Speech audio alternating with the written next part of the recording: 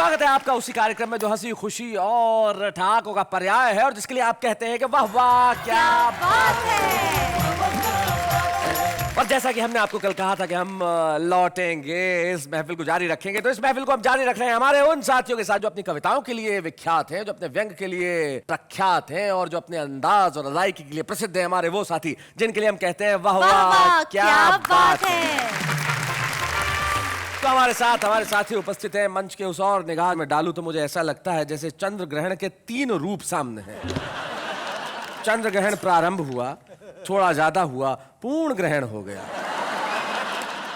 महेंद्र अजनबी है, महेश दुबे हैं और सूर्य कुमार पांडे हैं। और इधर जो हमारे गजलों के शहंशाह बादशाह डॉक्टर कुंवर बेचैन है और उसके पास एक और बादशाह है अरुण जैमिनी। जोरदार तालियों से हम स्वागत करते हैं। वो एक दामाद को था ससुराल पति को, तो सास का जी नहीं कर रहा था भेजने का, तो उसने कहा हम अभी नहीं भेजेंगे, 15 दिन के बाद भेजेंगे। बोला जी मैं भी आज आके थक गया, मैं 15 दिन यहीं रुकूंगा। बोले जी आप रुकोगे तो लोग क्या कहेंगे? बोले क्यों? थारी छोरी हमारे यहाँ 6 महीने रुकी। सही बात है। बोले जी वो तो आपके यहाँ ब्याही गई है।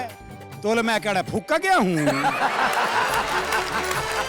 किसी भी काम को करने की चाहें पहले आती हैं, अगर बच्चे को गोदी लो तो बाहें पहले आती हैं। वाह वाह। तो हर एक कोशिश का दर्जा कामयाबी से भी ऊंचा है कि मंजिल बाद में आती है, राहें पहले आती है। वाह वाह वाह। उनके अपने अब तो जुदा हो गए रास्ते। था वैलेंटाइन डे, हम फूल लेके जो लपके वो दूर से ही बोली कि अंकल जी नमस्ते। कर्जा देता मित्र को वो मूर्ख कहलाए। कर्जा देता मित्र को वो मूर्ख कहलाए। महामूर्ख वो मित्र है जो पैसा लौटा। मास्टर जी ने मुझसे पूछा कि गिनती आती है कि? मैंने कहा आती है। तो बोले बोलो। तो मैंने सुनाया 1 2 3 4 5 6 7 8 9 10 10 पे आके रुक गया। तो मास्टर जी बोले आगे? मैंने कहा आगे गुलाम बेगम बादशाह।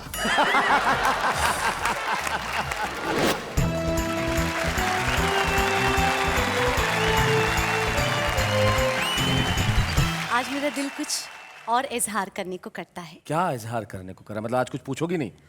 नहीं नहीं जी। पूछना हुआ पुराना, हाँ। अब आया फरमाइश का जमाना। अरे तो क्या क्या फरमाइश करिए करिए।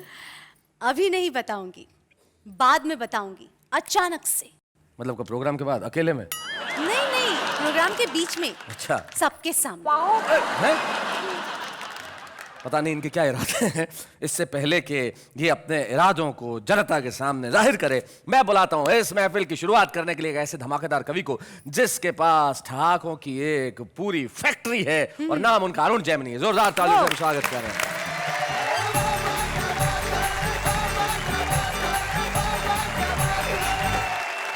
मैं सोच रहा था नेहा जी कहेंगे कि सबसे पहले मेरी फरमाइश है कि अरुण जैमिनी को सुनूं, तो शायद मैं पुनः जवान हो जाता। जी। दिल की आवाज यही थी, खुदा ने सुन ली। हो गया। हाय हाय हाय हाय हाय। अब वो बेचारा कविता पढ़ पाएगा? अभी तो पढ़ पाऊंगा। दरअसल क्या है कि हरियाणा के आदमी को इतनी मस्ती मिल जाए बस वो पर्याप्त है जी। हमारे यहाँ तो हर संबंध हास्य रस में है ना जी। अच्छा ये हरियाणा के ही बाप बेटे का संवाद हो सकता है। वो बाप ने बेटे से पूछा भी तेरा रिजल्ट क्या रहा? अच्छा। बोला जी हमारा जो प्रिंसिपल है ना उसका छोरा फेल हो गया। अरे बोले मैं तेरा रिजल्ट पूछ रहा हूँ। बोला जी गांव का सरपंच है ना उसका छोरा ही फेल हो गया। अच्छा। अरे बोले तेरा दिमाग खराब है, मैं तेरा रिजल्ट पूछ रहा हूँ। अरे बोले वही तो बता रहा हूँ, तू कौन सा प्रधानमंत्री लाग रहा है? वो मेरे पड़ोस में रहते जी रामकिशन जी, उनके बेटे का रिजल्ट आना था। तो बाप ने कहा अगर फेल हो गया ना तो मुझे बापू मत कह दियो बस। दोपहर में बेटा रिजल्ट लेके वापिस आया तो बाप ने पूछा भाई रिजल्ट क्या रहा? तो छोरा बोला रामकिशन के रखा है रिजल्ट में छोड़ना। ये हरियाणा के संबंध ऐसे ही हैं जी। जब ये बाप बेटे के ऐसे हैं तो सास बहू दामाद ये तो हास्य से भरे ही पड़े जी। वो एक दामाद को था ससुराल पति को, तो सास का जी नहीं कर रहा था भेजने का, तो उसने कहा अगले हफ्ते आइए। वो अगले हफ्ते आया। सास बोली बे जी नहीं भरा, अगले हफ्ते आइए। वो फिर अगले हफ्ते आया। सास बोली तू तो हर हफ्ते आ जा है। हम अभी नहीं भेजेंगे, 15 दिन के बाद भेजेंगे। बोला जी मैं भी आज आके थक गया, मैं 15 दिन यहीं रुकूंगा। बोले जी आप रुकोगे तो लोग क्या कहेंगे? बोले क्यों? थारी छोरी हमारे यहाँ 6 महीने रुकी। सही बात है। बोले जी वो तो आपके यहाँ ब्याही गई है। तो बोले मैं क्या फूका गया हूँ। वो एक और दामाद पता ससुराल पति को लेने, तो सास का जी नहीं कर रहा था भेजने का, तो उसने बाकी बच्चों से कहा बोल जीजा को समझाओ, अच्छा, और अगर नहीं माने ना तो यूं कह देना हमारी माता जी की देवी आ जाती है। देवी आ जाती है। और जब देवी आ जाती है अपनी बात मनवा के छोड़ती है। बालक पहुंच के बोले जी आज अभी नहीं भेजेंगे। बोले लेके जाऊंगा। बोला ऐसा हमारी माता जी की देवी आ जाती है, और जब देवी आ जाती है अपनी बात मनवा के छोड़ती है। बोला देवी आ जाए देवा आ जा, मैं तो लेके जाऊंगा। थोड़ी देर बाद सास जो बाल वाल बिखेर के आ गई। हाँ, बोले देवी आ गई ना भेजूं, देवी आ गई ना भेजूं, देवी आ गई ना भेजूं। दामाद थोड़ी देर ड्रामा देखता रहा, फिर बोला भैरव आ गया लेके जागा। दरअसल क्या हमारे यहाँ काम वही कर सकते हो जो हरियाणा का ही हो जी। अच्छा, जैसे डॉक्टर है, कोई और प्रदेश का जाके वहां डॉक्टरी करने लग जा, कर ही नहीं सकता। हाँ। क्योंकि मरी बीमारी ऐसी बताओगा। बोले डॉक्टर साहब कालजे में कुछ धुम्मा सा उठा है। और डॉक्टर भी कमाल है। वो एक डॉक्टर एक मरीज का चेकअप कर रहा था, देखा उसकी दोनों टांगे नीली पड़ गई। बोले ओहो जहर चढ़ रहा है भाई, टांगे काटनी पड़ेंगी। दोनों टांगे काटी गई साहब, नकली टांग लगवाई गई। देखा कुछ देर नकली टांग भी नीली पड़ गई। हाँ। बोले ओहो तुम्हारी तो जीन्स ही रंग छोड़ती है। वो एक आदमी का मुकदमा चल रहा था, तो भाई ने अपना वकील नहीं किया। अच्छा, बोले अपनी वकालत खुद ही करूंगा। अब बोला जज साहब हमारे बीच में झगड़ा हो गया कसूत्ता। कसूत्ता। अब जज की कुछ समझ में नहीं आया। बोले भाई तुम क्या कह रहे हो, मेरी समझ में नहीं आ रहा, तुम अपने लिए कोई वकील कर लो। है बोले समझ में तेरे नहीं आ रहा और वकील मैं कर लूं। तो ये हरियाणा की अलग मस्ती है जी। जी। आइए मस्ती से कविता की ओर चलते हैं जी। एक कविता आपको सुनाता हूं। युद्ध से मैंने एक हास्य की कविता निकाली है। युद्ध वीर रस का विषय है या करुण रस का, लेकिन मैंने कोशिश की उसमें से हास्य रस निकालने की। सीमा पर जैसी छिड़ी लड़ाई, देशभक्ति की भावना सब में उमड़ आई। कुर्बानी का कुछ ऐसा चढ़ा जुनून कि घायल सैनिकों को सभी देने लगे अपना अपना खून। अच्छा। नेता हो या व्यापारी, कवि हो या भिखारी, खिलाड़ी हो या संगीतकार, अध्यापक हो या बेरोजगार, तरह तरह के लोगों का जब घायल सैनिकों में खून चढ़ा तो सबका प्रभाव अलग अलग पड़ा। अच्छा। एक भिखारी का खून जब सैनिक के शरीर में गरमाया तो वो दुश्मन का गिरेबान पकड़ के गिड़गिड़ाया, जरा इस तरफ भी ध्यान दे दे, दे दे ऊपर वाले के नाम पे अपनी जान दे दे। इतना कहकर जैसी उसने जान ली, दूसरे दुश्मन ने उसकी नियत फौरन पहचान ली। वो वापस नियंत्रण रेखा की तरफ भाग चला। हमारा सैनिक बोला जो दे उसका भी भला, जो ना दे उसका भी भला। कवि का खून चढ़े सैनिक ने जब दुश्मन को अपने चुंगल में फंसाया तो दुश्मन गिड़गिड़ाया, माफ कर दो माफ कर दो। सैनिक बोला जाओ तुम्हें माफ किया। इतना कह के पहले तो उसने बंदूक की नाल साफ करने वाले ब्रश से दुश्मन का कान साफ किया। अच्छा। फिर अपनी कविताओं का बारूदी पुलिंदा बंदूक की जगह अपनी जुबान में भरा। अच्छा। और दाग दिए 12 दोहे 24 कविताएं और 36 चौपाई। अच्छा है, वाह वाह वाह वाह। और दाग दिए 12 दोहे 24 कविताएं और 36 चौपाई। और जब तक उसके प्राण नहीं निकले उससे तालियां बजवाई। अध्यापक के खून वाला सैनिक निहत्था ही दुश्मन के बंकर में आया, एक का कान मरोड़ते हुए गुर्राया, अच्छा मेरे पीरियड में आधी क्लास भाग गई। सुनो ये बंदूक यहां से हटाओ, जाओ किसी पेड़ पर से एक मोटी डंडी तोड़ कर लाओ। पूरी चोटी पर उधम मचा रखा है, फौरन मुर्गा बन जाओ। और मुर्गा बने बने ही अपने खून से 40 बार जय हिंद लिखकर दिखलाओ। क्या बात। तुम्हें बंदूक में ना गोली भरनी आती है ना चलानी आती है, कुछ दिन मेरे घर ट्यूशन पढ़ने आओ। एक फिल्म अभिनेता का खून चढ़े सैनिक से अफसर ने कहा निशाना लगाओ। सैनिक बोला पहले कैमरामैन बुलाओ। अच्छा। और लाइट जलवाओ। अफसर बोला लाइट जलवा के मरवाएगा? तो सैनिक बोला मुझे मरने का डर मत दिखाओ, ये काम मैं पहले भी कर चुका हूं। अच्छा। अब से पहले 15 फिल्मों में 50 बार मर चुका हूं। अच्छा। अफसर चौंका, 15 फिल्मों में 50 बार? ऐसा तूने क्या करा था? सैनिक बोला क्यों, रीटेक में क्या तेरा बाप मरा था? फिल्मोनिया से ग्रस्त व्यक्ति के खून ने और कमाल दिखाया। फिल्मोनिया। हाँ, आगे बढ़ते दुश्मन को देखते ही चिल्लाया, जानी तुम्हारे पांव देखे बहुत गंदे हैं। इन वादियों में घिन आएगी, इन्हें हमारी जमीन पे मत रखना, जमीन मैली हो जाएगी। क्या बात है, वाह। बहुत खूब। जमीन मैली हो जाएगी। और शिक्षा व्यवस्था पर एक व्यंग। एक सैनिक का बहुत ही मजबूत था कांधा। उसने 4 दुश्मनों का एक गट्ठर सा बांधा, उठाया, पीठ पर लटकाया और सारे युद्ध क्षेत्र का नक्शा बदल दिया। जब वो 5वें दुश्मन को एक हाथ में पानी की बोतल की तरह लटका कर चल दिया। अच्छा। सब हैरान परेशान, खा गए गच्चा। लेकिन ये किस्सा है सच्चा, क्योंकि उस सैनिक को खून देकर आया था एक स्कूल का बच्चा। क्या बात है। बहुत अच्छा। एक सैनिक को गलती से एक नेता का खून चढ़ गया। बस यहां गलती हो गई। हाँ। एक सैनिक को गलती से एक नेता का खून चढ़ गया। ठीक होते हुए फ्रंट की बजाय दिल्ली की तरफ बढ़ गया। उसे फ्रंट का मतलब समझाया गया और सीधा कारगिल भिजवाया गया। वहां तोपों को देखते ही उसका कलेजा हिला। अच्छा, यही हो बोफोर्स तोप जिसका कमीशन मुझे आज तक नहीं मिला। चल छोड़, अभी इस चक्कर में क्या पढ़ना है। फिर अफसर से बोला, अच्छा बताओ मुझे किस चुनाव क्षेत्र से लड़ना है। अफसर ने कहा द्रास। वो बोला क्या कहा, मद्रास? मुझे तो उत्तर भारत में कहीं से लड़ा दो। अफसर गुस्से में बोला, इसे सीधा टाइगर हिल पे चढ़ा दो। वो सिर फिरा, चढ़ते चढ़ते कई बार गिरा। इस दृश्य का आप लोग आनंद लें जी। वो सिर फिरा, चढ़ते चढ़ते कई बार गिरा। जहां भी 2-4 सैनिक दिखें वहीं रस्सी छोड़ दे और वोट मांगने के लिए दोनों हाथ जोड़ दे। और कविता की सबसे महत्वपूर्ण पंक्ति आप तक पहुंचा रहा हूं। लेकिन मैं कहता हूं कुछ ऐसा इंतजाम हो जाए, नेताओं का खून सैनिकों को नहीं बल्कि सैनिकों का खून नेताओं को चढ़वाया जाए। क्या बात है, वाह वाह वाह वाह वाह। सैनिकों का खून नेताओं को चढ़वाया जाए ताकि उनमें भी भारत मां के सच्चे सपूतों का रक्त हो। कोई ढूंढने से भी देशद्रोही ना निकले, हर नेता देशभक्त हो। वाह वाह वाह।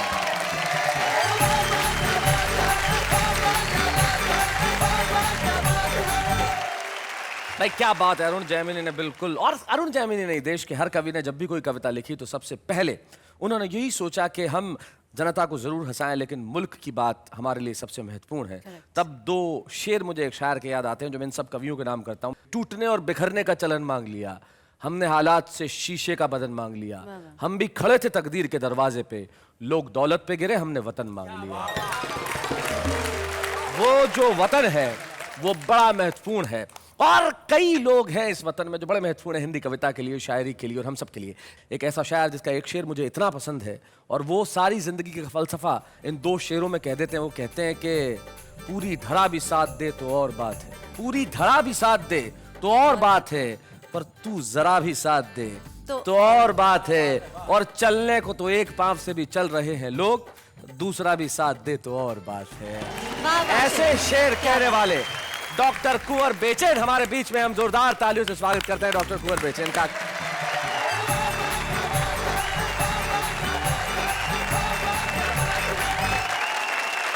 बहुत अच्छी अच्छी कविताएं यहाँ सुनाई जा रही हैं और बहुत आनंद से आप लोग सुन रहे हैं।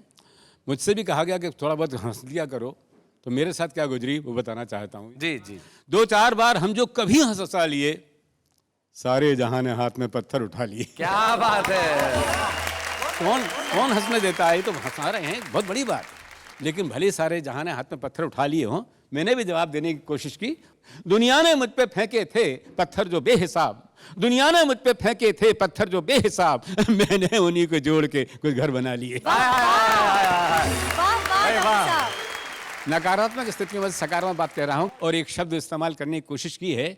जब छोटे थे तो बड़ी संटियां पड़ी हाथ पर, कहता हूं कि संटी की तरह मुझको मिले जिंदगी के दिन। छड़ी जिससे मारते हैं वो, इसीलिए बचपन में आपने बहुत खाई होंगी। संटी की तरह मुझको मिले जिंदगी के दिन, मैंने उन्हीं में बांसुरी के स्वर बना लिए। हाय हाय हाय हाय। मैं सकारात्मक सोच का व्यक्ति हूं। कहता हूं कि किसी भी काम को करने की चाहें पहले आती हैं, अगर बच्चे को गोदी लो तो बाहें पहले आती हैं। वाह वाह। अगर बच्चे को गोदी लो तो बाहें पहले आती हैं और हर एक कोशिश का दर्जा कामयाबी से भी ऊंचा है। हर एक कोशिश का दर्जा कामयाबी से भी ऊंचा है कि मंजिल बाद में आती है, राहें पहले आती है। वाह वाह वाह। पहले तो ये चुपके चुपके यूं ही हिलते डुलते हैं। हाँ। पहले तो ये चुपके चुपके यूं ही हिलते डुलते हैं, दिल के दरवाजे हैं आखिर खुलते खुलते हैं। मैं दर्शकों को बताना चाहता हूँ एक बड़ा ही खूबसूरत गीत जो डॉक्टर साहब का, मैं तो बहुत वर्षों से उस गीत का मुरीद हूँ। नदी और समंदर को प्रतीक बना के जो जिंदगी के सुर अपने इस गीत में लेके आते हैं डॉक्टर कुंवर बेचैन, मैं चाहता हूँ कि इस गीत को आज हम एक भेंट की तरह आपको दे सकते हैं। सुनाए वो गीत डॉक्टर। दिल के द्वार खुले तो मैं आप तक पहुंचने की कोशिश करता हूं। किसी ने पूछा कि समुद्र से मिलने क्यों नदी जाती है, तो 4 पंक्तियां उसमें ये थी कि अपनी उलझन में ही अपनी मुश्किलों के हल मिले, जैसे टेढ़ी मेढ़ी शाखों पर रसीले फल मिले, और उसके खारेपन में भी कोई कशिश होगी जरूर, उसके खारेपन में भी कोई कशिश होगी जरूर, वरना क्यों सागर से यूं जा के गंगा जल मिले। धन्यवाद। मैंने 2 प्रतीक चुने। नदी को बहुत पुराने समय से लेकर आज तक एक प्रेमिका का प्रतीक दिया गया है, और समुद्र को माना जाता रहा है कि वो एक प्रेमी है। नदी समुद्र से मिलने के लिए जाती है और उससे कुछ बात करती है, वो बात मैंने सुन ली, वो आपके सामने प्रस्तुत कर रहा हूँ। उसमें एक शब्द आता है रुबाई, आप सभी लोग जानते हैं, वो उर्दू में एक छंद का नाम है जब सौंदर्य की, प्रेम की, अध्यात्म की बात कही जाती है। अब नदी क्या कहती है समुद्र से, सुनिएगा जी। नदी बोली समंदर से मैं तेरे पास आई हूँ, नदी बोली समंदर से मैं तेरे पास आई हूँ, मुझे भीगा मेरे शायर मैं तेरी ही रुबाई हूँ। समंदर से उससे पूछा तुम क्यों उतर रही हो पर्वत के शिखरों से, तो जवाब देती है नदी बोली समंदर से मुझे ऊंचाइयों का वो अकेलापन नहीं भाया, लहर होते हुए भी तो मेरा आंचल न लहराया, मुझे बांधे रही ठंडे बर्फ की रेशमी काया, बड़ी मुश्किल से बन निर्झर उतर पाई मैं धरती पर, छुपा कर रख मुझे सागर पसीने की कमाई, नदी बोली समंदर से। क्या बात है। पर्वत रात ने कहा तुम कहाँ चली, उसका जवाब देखिए क्या देती है वो। नदी बोली समंदर से मुझे पत्थर कभी उन घाटियों के प्यार ने रोका, कभी कलियों कभी फूलों भरे त्योहार ने रोका, मुझे कर्तव्य से ज्यादा किसी अधिकार ने रोका, मुझे कर्तव्य से ज्यादा किसी अधिकार ने रोका, मगर मैं रुक नहीं पाई मैं तेरे घर चली आई, मैं धड़कन हूँ मैं अंगड़ाई तेरे दिल में समाई हूँ, नदी बोली समंदर से।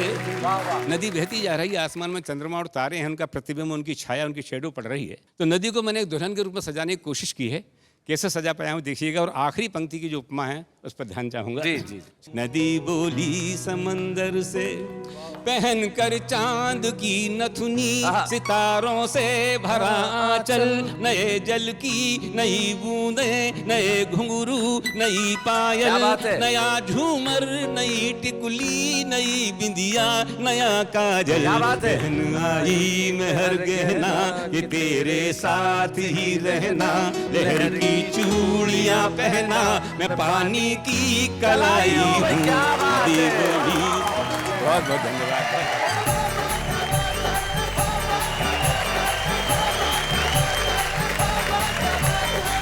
क्या बात है। मेरे ख्याल से पूरे देश में और दुनिया में इस वक्त करोड़ों तालियां बज रही है आपके लिए भाई, क्या बात है, अद्भुत गीत गा। कुछ लोग होते हैं जो खुद को पहचानते हैं, हर उम्र में पहचानते हैं, जैसे सूर्य कुमार पांडे जी, उन्होंने हर उम्र में खुद को पहचान रखा है कि उन्हें करना क्या है। एजेंडा बिल्कुल क्लियर है, जवानी से लेकर बुढ़ापे तक उम्र कोई भी आए, एजेंडा क्लियर है, चाहे वो जवान रहे न रहे, एजेंडा क्लियर है। और इनसे जब मैं पूछता हूं कि आपको पता है कि ऐसा क्यों करना है, किस तरह से करना है, तो किसी शायर के 2 शेर ये कहते हैं कि एक ऐसा भी जाम हो जाए कि गम का किस्सा तमाम हो जाए, एक ऐसा भी जाम हो जाए कि गम का किस्सा तमाम हो जाए, ये तो कहिए कि मोहब्बत है उनसे, वरना जीना हराम हो जाए। ये है सूर्य कुमार पांडे।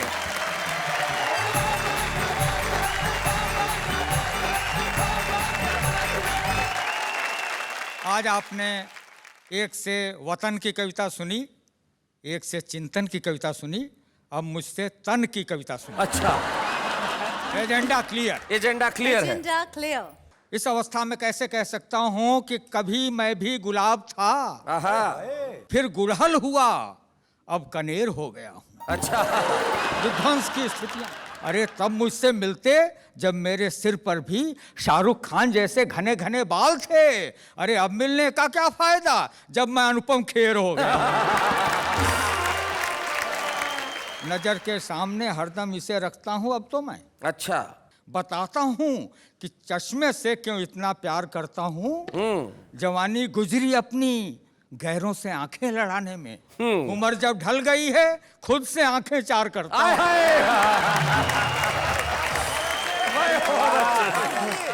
मेरा भी जिक्र है शामिल तेरे फसाने में। मेरा भी जिक्र है शामिल तेरे फसाने में, तमाम उम्र गुजारी तुम्हें फंसाने में। और हमारे कुंवारे दोस्तों के लिए कहता हूं, सिंगल सिंगल जीना भी क्या, अपना दर्द बटा ले यार। सिंगल सिंगल जीना भी क्या? सिंगल सिंगल जीना भी क्या, उससे दर्द बटा ले यार, बटा ले यार। मैंने एक पटा रखी है, तू भी एक पटा ले।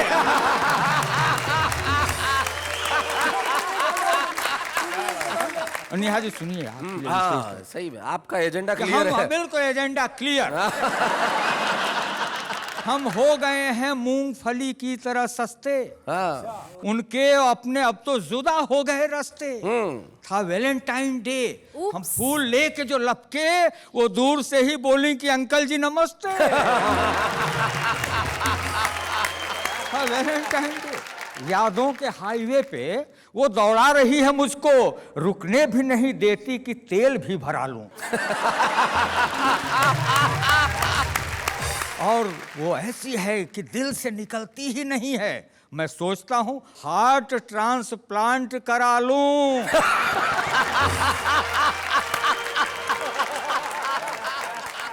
तो मेरी महबूबा मुझसे इस तरह चाहत बढ़ाती है। अच्छा, कि ये सरकार जैसे तेल की कीमत बढ़ाती है। हाय हाय, क्या बात है, वाह वाह वाह वाह वाह वाह वाह वाह। और जब मैं रूठता हूं तब वो मुझको यूं पटाती है, बढ़ाती दर्द बित्ता सा और इत्ता सा घटाती है। बहुत बढ़िया पांडे। हुई मेमोरी फुल ऐसी कि अपना सेंस गायब है। अच्छा, तुम्हारे लफड़े में पड़ करके फ्यूचर टेंस गायब है। तेरा स्ट्रांग सिग्नल वीक मेरा है, यही प्रॉब्लम। तेरा स्ट्रांग सिग्नल वीक मेरा है, यही प्रॉब्लम। तेरे नेटवर्क में आया मेरा बैलेंस गायब है। अब आप ये तो बाहर की बातें थी, अब अंदर की। हाँ, मैंने कहा वाइफ जी, मैंने कहा वाइफ जी, यह पुत्र हम दोनों का, पर शक्ल और सूरत में आप पर गया है। पत्नी ने कहा कुछ तो कंपनसेट हो रहा है, कैरेक्टर में तो पट्टा अपने बाप पर गया है। तो अब ऐसे बच्चे तो उसको क्या समझाता हूं मैं कि प्यार की सीमा में रह। अच्छा, प्यार की सीमा में रह, साबुत रहेंगे तन बदन। डैडी क्या हैं, चांद तारे कदमों में झुक जाएंगे। और लिमिट से बाहर न लव कर दिल जले पुत्र मेरे, हाई वोल्टेज आया तो सब उपकरण फूंक जाएंगे।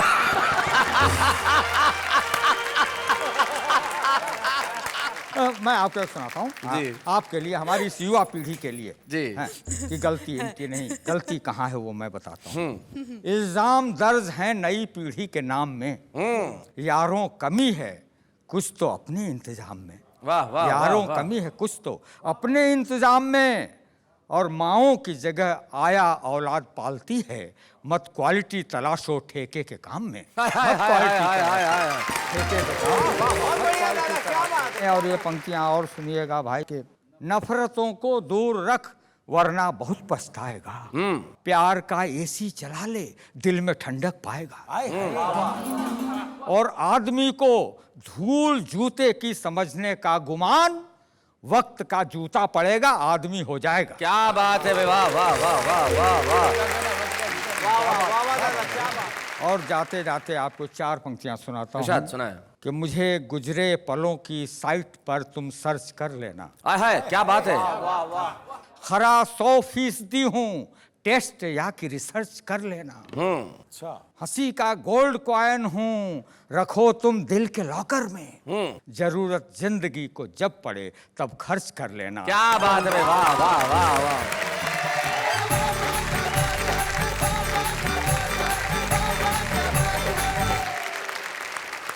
भाई आप हंसी के गोल्ड कॉइन नहीं है, गोल्ड माइन है अगर सही अर्थों में कहूं तो। भाई क्या बात है, आपके लिए बजती हुई तालियां ही आपका ये सम्मान है। आप हंसी के सिक्के नहीं, हंसी की खान है। भाई जोरदार तालियों से स्वागत करें। वाह वाह। आपकी इतनी लंबी करियर में आपके प्रोफेशनल लाइफ में कौन सा बेस्ट लम्हा था या है? बस ये अभी कुछ दिनों पहले जब चैनल ने मुझे फोन किया और वाह वाह क्या बात है शुरू करना और कहा कि एंकरिंग की जिम्मेदारी मुझे निभानी है और कविताएं बोलनी है, मेरे ख्याल से वो सबसे बेस्ट लम्हा था। Wow that's great. वाह वाह क्या बात है। लेकिन वो लम्हा ज्यादा देर तक टिका नहीं, जैसे ही मुझे पता चला कि मेरी को एंकर आप होंगी। लेकिन खुशी का कोई ना कोई आदमी अपना प्रबंध कर ही लेता है। आप और मैं मिलकर करेंगे खुशी का इंतजाम, लेकिन अभी हम लेते हैं एक अल्प विराम।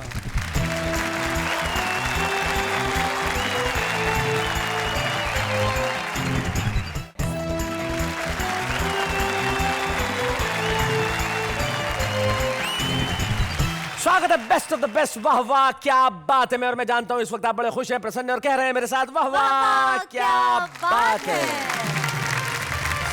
आज हम आपसे एक बात कहना चाहते हैं जी।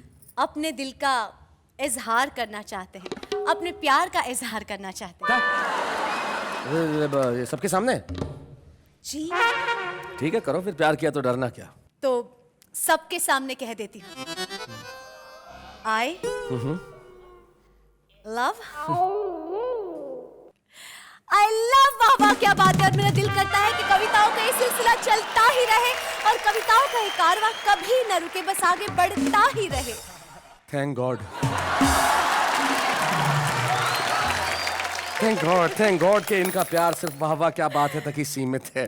लेकिन मैं बुलाता हूं उसे जिसे आप बड़ा प्यार करेंगे। हमारे आज के इस एपिसोड में हमारे खास मेहमान जो खुद कवि नहीं है लेकिन एक बड़ा ही कमाल का अभिनेता है। उनके वॉइस ओवर्स आपने बहुत सारी जगह सुने होंगे, बहुत सारे टेलीविजन शोज, बहुत सारी फिल्में, और कमाल के आर्टिस्ट हैं वो। जब वो आते हैं तो सिर्फ ठाके ठाके होते हैं। मेरा दोस्त सुनील ग्रोवर। सुनील ग्रोवर।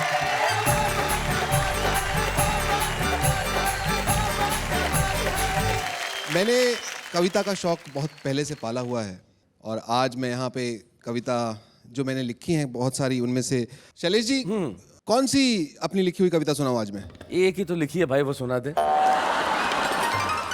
अच्छा याद दिलाया।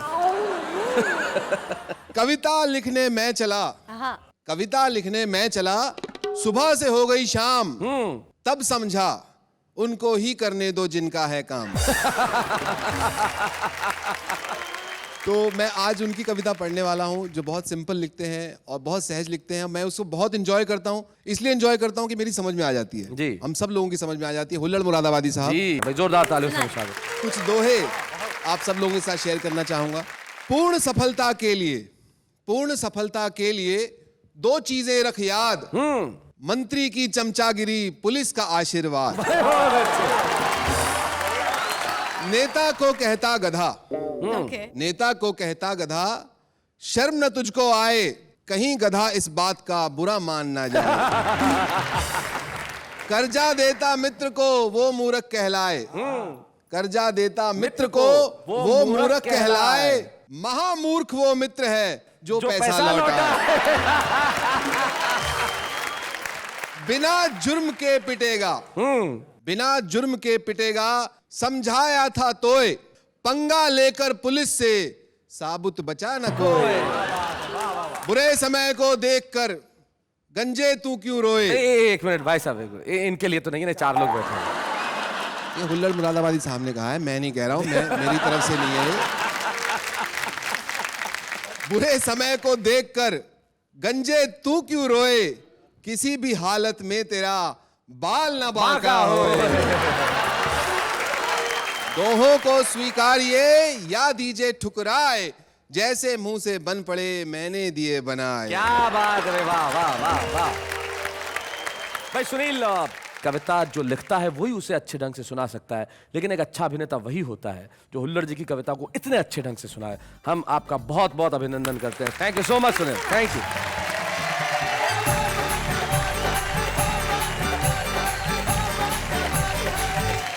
तो भाई ये थे सुनील ग्रोवर जो कमाल की कविताएं सुना रहे थे हुल्लड़ जी के दोहे। हुल्लड़ जी की कविताएं तो आज तक बड़ी कमाल की थी। उनकी एक कविता थी, एक कवि सम्मेलन। उस कवि सम्मेलन में कहते हैं कि भाई जब कोई कवि नहीं मिला तो एक किसी चलते फिरते आदमी को ला के वहां खड़ा कर दिया और बोला कि अब कविता पढ़ो। अब हुल्लड़ जी कहते हैं उस आदमी ने कविता पढ़ना शुरू किया कि मेरे घर के सामने एक है चौराहा और चौराहे के सामने एक है दोराहा और दोराहे के अंदर पहली गली है और पहली गली में दूसरी गली है और दूसरी गली में तीसरी गली है। ये क्या सुना रहे हैं आप? अब मैं तो कही था मैं कभी नहीं हूं। एक ने कहा कि बैठ जाइए, बोले बैठने के 5000 दिलवाइए क्योंकि पूरी 175 गलियां हैं। मित्रों, इस देश में 175 गलियां या उससे कहीं ज्यादा गलियां होंगी। हर जगह कोई ना कोई कवि पाया जाता है। बहुत सारे कवि ऐसे होते हैं जो प्रसिद्धि के बहुत बड़े मुकाम पे पहुंच जाते हैं और कुछ कवि ऐसे होते हैं जिनमें अकूत प्रतिभा होती है और हम ऐसे ही कवियों को इस खास सेगमेंट में यहाँ बुलाते हैं जिनके भीतर अकूत प्रतिभा है और जो आने वाले कल के बड़े स्टार बनने वाले हैं। तो हम इस बेस्ट ऑफ द बेस्ट वाहवा में एक बेस्ट ऑफ द बेस्ट शुभ रुस्तम को बुला रहे हैं। मुंबई से हमारे बीच में है प्रकाश पपलू।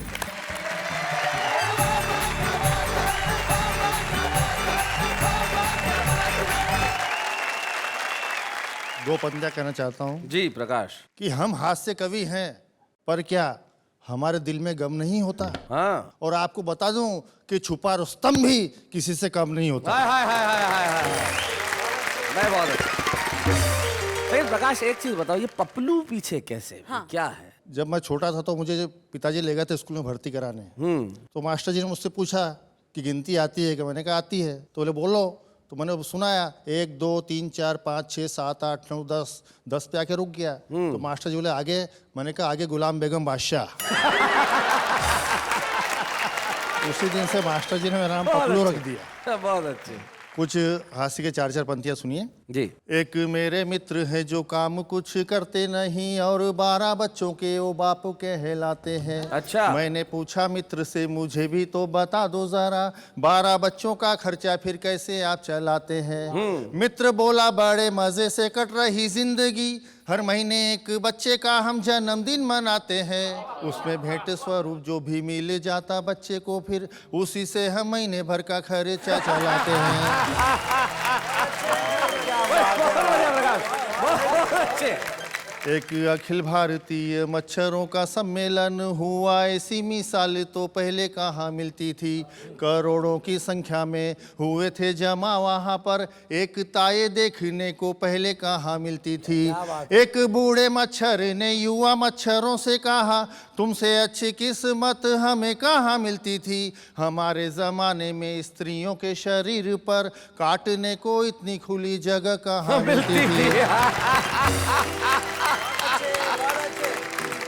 मेरा कुत्ता था बीमार, लेके गया डॉक्टर के द्वार पर। मैंने कहा कुत्ते को इंजेक्शन लगा दीजिए। डॉक्टर ने लगाई सुई, ऐसी प्रतिक्रिया हुई, कुत्ता ऐसे भागा जैसे घोड़ा भागा कीजिए। डॉक्टर बोला गलत सुई दे दिया हूँ माफ करो। मैंने कहा पशु से तो मत दगा कीजिए, कैसे पकड़ूंगा अब भागते कुत्ते को मेरे, वैसा ही इंजेक्शन एक मुझे भी लगा दीजिए।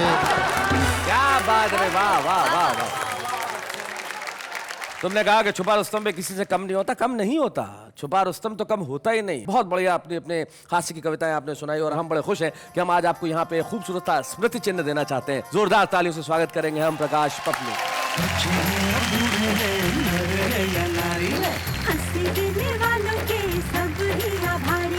कविता सुनाने वाले अब सबके साथ हैं।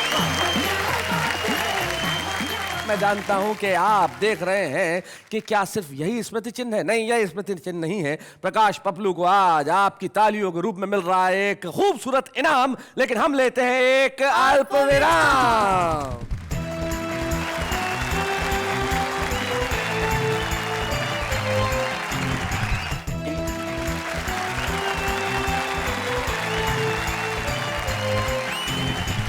लौट आए हैं हम उस सरिता में जहां पे लहरें हंसी की है और ठहाकों के भंवर है, जिसमें हम सब लोग फंसते हैं और कहते हैं कि वाह वाह क्या बात है।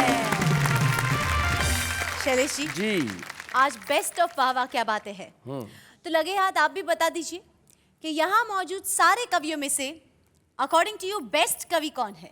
इनमें से बेस्ट कौन है? जी मैं खुद। जी भाई देखिए, मैं इन सब कवियों का शुभचिंतक हूँ। मैं कहूँ कि ये बेस्ट है तो ये बुरा मान सकते हैं, तो ये कहूँ कि ये बेस्ट है तो वो बुरा मान सकते हैं। इन सबको एक झगड़े से बचाने के लिए मैंने कह दिया कि मैं खुद हूँ। भाई जिंदगी के अंदर ये त्याग करना बड़ा जरूरी है और कई बार हम ऐसा त्याग करते हैं। भाई तो मैं तो हमेशा से ऐसा त्याग करता रहा हूँ, पर लेकिन त्याग हमारा आम आदमी भी करता है अपने समय का, और लिखता है कुछ छोटी छोटी कविताएं। कैसे लिखता है जरा सुनते हैं, जरा देखिए। जख्म दिल आपकी आंखों से गहरा निकला, जिसको भी ये शेर सुनाया वो पहले से ही बहरा निकला। एक बेगुनाह की सजा चुकाने के लिए 10 मुजरिमों को छोड़ दो, एक बेगुनाह की सजा चुकाने के लिए 10 मुजरिमों को छोड़ दो। एसीपी प्रद्युम्न ने कहा, दया दरवाजा तोड़ दो।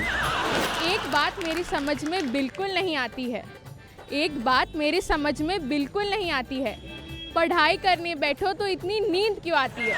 शायरी करनी आती नहीं, सभी शायरी करने चले, और शायरी को घास समझकर सभी गधे चरने चले।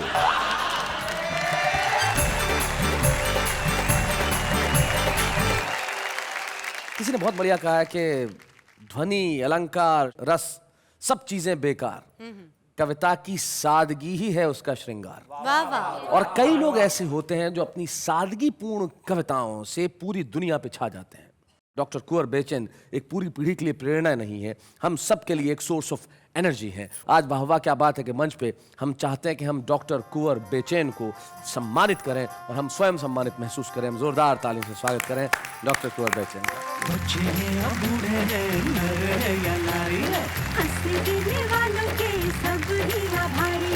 कविता सुनाने वाले अब सबके साथ हैं। डॉक्टर कुंवर बेचैन हमारे कुल के इतने बड़े कवि को जब सम्मानित कर रहे हैं तो बड़ा अच्छा लगता है जब उनके परिवार के सदस्य यहाँ उपस्थित हैं। हमारे साथ डॉक्टर कुंवर बेचैन की बिटिया वंदना रायजादा और उनके दामाद श्री शरद रायजादा उपस्थित हैं। वंदना, स्वागत है आपका। धन्यवाद। मैं कुंवर जी को वर्षों से जानता हूँ, मैंने आज तक कभी कुंवर जी को गुस्से में नहीं देखा। कभी आपको घर में कभी गुस्से में देखा है आपने कभी इन्हें? नहीं, हम लोग बचपन से ही पापा जी से जो सहजता जी और जीवन दर्शन जो हमने उनसे सीखा, उन्हें मैं कुछ पंक्तियों में कहना चाहूंगी।